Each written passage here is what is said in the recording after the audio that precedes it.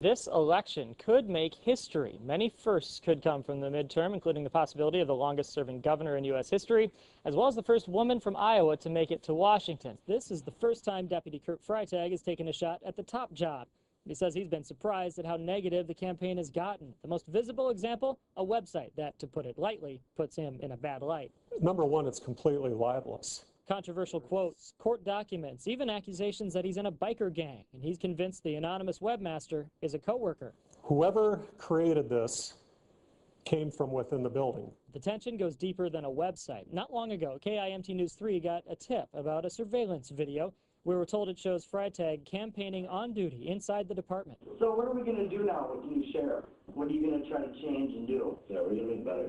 Freitag tells us he wasn't even aware that this sit-down had become an issue. The sheriff says he was told of it by another member of the department, but wasn't ever planning any disciplinary action. He grabbed the sign, tried to push his way off my property, pushing me out of the way, so I pushed him back. Bronson says the woman with Freitag tackled him, but Deputy Freitag tells us that's not what happened. He started chest bumping me, and I told him, don't do this. Don't do this. I said that probably 2 or 3 times. The polls are open a few more hours. What would your last-minute message be to voters to go out there, and what would you like them to know? I think what I'd like for people to know is that during this campaign season, I've talked about fundamental services that we need to provide to the people of our county. All of this attention on Governor Perry and his travels to Iowa are raising the question of a 2016 presidential run. People are going to speculate, and they may. Here's what he had to say when I asked him about his future political plans. Well, it is terrific to be back in Iowa. And appeal to a wider audience. I think there are ways to approach people without giving up on your message. Polls in Minnesota close at 8. Polls in Iowa are open until 9. And of course, the weather can always impact voter turnout on Election Day. Doesn't look like that's the case in our area. Blessed with some wonderful weather. Absolutely. I went out to the polling place, just could not believe how wonderful it really is. And for more on what it looks like and is going to look like for the last couple hours of voting, we are joined now by meteorologist Josh Worster, who's live in Mason City. Still beautiful out there, Josh? KIMT News 3's Allie Krug joins us live in Osage with candidate Burns. That's right, Amy. I'm here with Republican candidate Josh Burns, who is running to keep his seat in the House of Representatives. Now, Josh, let's talk about the campaign. How do you think things went this year? Tyler, this mayor's race in Rochester really comes down to who will be leading the Med City going into the first phase of the Destination Medical Center project. This started as Braley way out in front, say, this spring, before people really knew who Joni Ernst was. What changed? Well, Ernst and Braley, that's the big race. A lot of eyes are watching that tonight. How about the U.S. Senate seat in Minnesota as well? There's going to be much more drama in Iowa tonight than there will be in Minnesota. It is election night 2014, and we have you covered across a region from Minnesota, where we have live reports from Rochester and Albert Lea, to Iowa, where reporters are standing by in Mason City and Osage. First, though, there have been some very close and very expensive races this election season. Tonight, we're getting some answers as to who is coming out on top.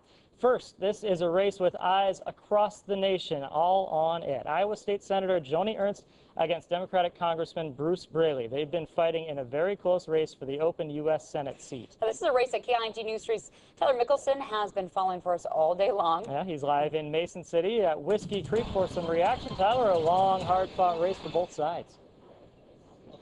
That's right, Matt and Sarah. It certainly has been. Now, of course, this was a very popular race in the Iowa legislature between Amanda Reagan, the incumbent, and Sean Dietz, but it appears, as you guys just mentioned, that Amanda Reagan will keep her seat according to the unofficial numbers. And I am joined here with Amanda Reagan. So, Amanda, seeing those numbers, you have to feel pretty confident. What has this campaign been like? And it looks like 56% to 44% is in Kurt Freitag, the challenger's favor. Looks like he is on his way to unseating the incumbent Bob Kindler. All right, thanks, Adam. We are watching the race for Freeborn County Sheriff throughout the night, and it's one that has definitely taken some twists and turns. And it is now final. Take a look at the latest results. We can say that Deputy Kurt Freitag has unseated Sheriff Bob Kindler in Freeborn County. And in Iowa House District 51, incumbent Republican Josh Burns is running against veteran Laura Hubka. We've been following this race out of Mitchell County for you all night long. So far, it looks like Josh Burns is ahead 59% to 41%, but again, only 13% of precincts reporting at this point. Joining us now, our main man of the night here, political analyst Bennett Smith, political science instructor at NIAC. We're very glad to have you around. Thank you for having me. And we've been talking about this race all night. Sure. Your reaction to those numbers that just keep getting closer with Joni Ernst and Bruce Braley? Yeah, I think Ernst is clawing her way back. And Now, there are a few other sheriff's races that we want to get to for you tonight. In Dodge County, current Sheriff Jim Jensen is up against challenger Scott Rose. Rose has been in Dodge County law enforcement since 1996. Jensen is running for a second term as sheriff. And tonight it looks like Jim Jensen is ahead 62% to 38%. And the Fillmore County Sheriff's race pits Brian Miner against Tom Kazi. Kazi is a Rochester Police Department lieutenant and a Fillmore County commissioner. Miner is a lieutenant with Fillmore County. It looks like so far Kazi is 51% to Brian Miner's 49%, so definitely a close race we'll be keeping an eye on. And almost all of the votes are in on that one, so that one is headed toward a tight finish. And do you think that that is something that we should keep in mind as we watch these early numbers come in, that just because somebody takes the lead right now, there may be some demographic changes as the later numbers come Right, absolutely. So, for example, in more election news tonight, this is a race that has the potential to make history for the state of Iowa. If reelected, Governor Terry Branstad will be the longest-serving governor in the country, serving 6 terms as the state's leader. He is up against State Senator Jack Hatch, who has said that he's proud of his campaign for providing an alternative to Branstad.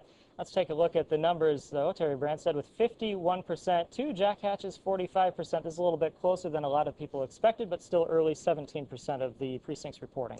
It might be a long night, but it's going to be interesting. We'll be watching it. Thank you very much for your insight.